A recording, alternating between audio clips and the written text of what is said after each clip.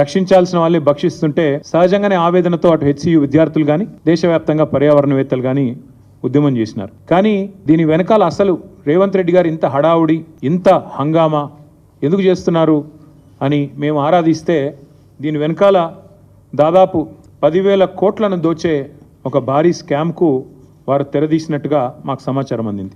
జరిగింది ఏమంటే నిన్న హరీష్ రావు గారు మీకు చాలా వివరంగా ప్రెస్ మీట్లో కొన్ని విషయాలు చెప్పారు. ఎట్లా ఈ ప్రభుత్వం సుప్రీంకోర్టు గైడ్ లైన్స్ని తుంగలో దొక్కుతోంది, సుప్రీంకోర్టు తీర్పులను బేఖాతరు చేస్తోంది, ఎట్లా వాల్టా చట్టాన్ని ఉల్లంఘించింది, ఎట్లా ఫారెస్ట్ యాక్ట్ని కూడా, ఎట్లా ఫారెస్ట్ కన్జర్వేషన్ యాక్ట్ని కూడా ఎట్లా ఉల్లంఘించింది, అన్ని విషయాలు కూడా నిన్న వారు చాలా వివరంగా చెప్పారు. నేను వాటి జోలికి పోను. కానీ నేను చెప్పేది ఒక సరికొత్త ఆర్థిక నేరానికి ఏదైతే రేవంత్ రెడ్డి ప్రభుత్వం తెరలేపిందో, ఒక గోల్మాల్ ఏదైతే చేస్తూ ఉందో దాని విషయాల్లో నేను మీకు కొన్ని విషయాలు చెప్పాలనుకుంటా ఉన్నాను. ఎక్కడ స్టార్ట్ అయింది అసలు ఈ కుంభకోణం అంతా కూడా?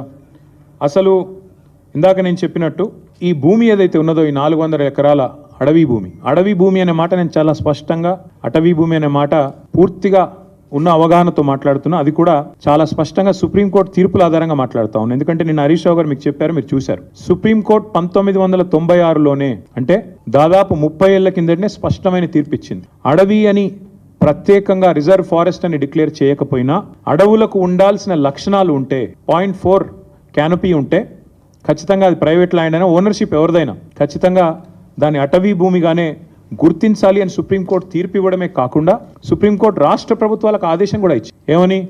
మీ దగ్గర సుప్రీంకోర్టు తీర్పుకు అనుకూలంగా ఓనర్షిప్ ఎవరిదున్నా అట్లాంటి భూములు ఎక్కడెక్కడ ఉన్నాయి లెక్క తీయండి, దాన్ని రిజర్వ్ ఫారెస్ట్గా ఆల్రెడీ డిక్లేర్ చేసి ఉన్నా చేయకపోయినా ఆ లిస్టు మాకు పంపించండి అంటే, ఇక్కడ కూడా మన తెలంగాణ ప్రభుత్వం కూడా, రేవంత్ రెడ్డి ప్రభుత్వం కూడా సుప్రీంకోర్టు ఆదేశాలకు అనుగుణంగా ఒక కమిటీని కూడా ఏర్పాటు చేసింది ఆ స్థలాలను గుర్తించడానికి. అందుకే 0.4 క్యానపీ ఉన్న ఈ భూమి ఖచ్చితంగా అటవీ భూమి. మీరు చూస్తారు, సుప్రీంకోర్టు ఆల్రెడీ దాన్ని అటవీ భూమిగానే చెప్పింది. మన జస్టిస్ గవాయ్ గారు కూడా చెప్పారు. ఫారెస్ట్ కన్జర్వేషన్ యాక్ట్ 1980 ప్రకారం రేవంత్ రెడ్డి గారు చేసిన అతిపెద్ద ఫైనాన్షియల్ ఫ్రాడ్ ఏంటి అంటే, ఒక అటవీ భూమిని ఇవాళ తాకట్టు పెట్టడం లేదా అమ్మడం, ఆ అధికారం గవర్నమెంట్ కూడా లేదు.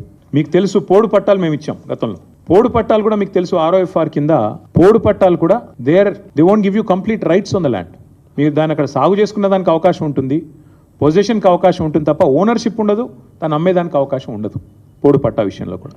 అట్లాగే ఈ అటవీ భూమి ఏదైతే ఉందో, అడవి లక్షణాలు కలిగి ఉన్న భూమి ఏదైతే ఉందో, 1980 ఫారెస్ట్ కన్జర్వేషన్ యాక్ట్ ప్రకారం ఇది మొత్తం రేవంత్ రెడ్డి గారికి తెలుసు. ఆయనకు తెలియదని కాదు, ఆయనకు తెలియకుండా జరిగింది అనడానికి కూడా లేదు. ఇక్కడ ఇంపార్టెంట్ ఇష్యూస్ 2-3 నేను మీకు స్పష్టంగా చెప్తాను. ఒకటి, ఎలాంటి ఎన్వైరన్మెంటల్ ఇంపాక్ట్ అసెస్మెంట్ జరగలేదు అని చెప్పి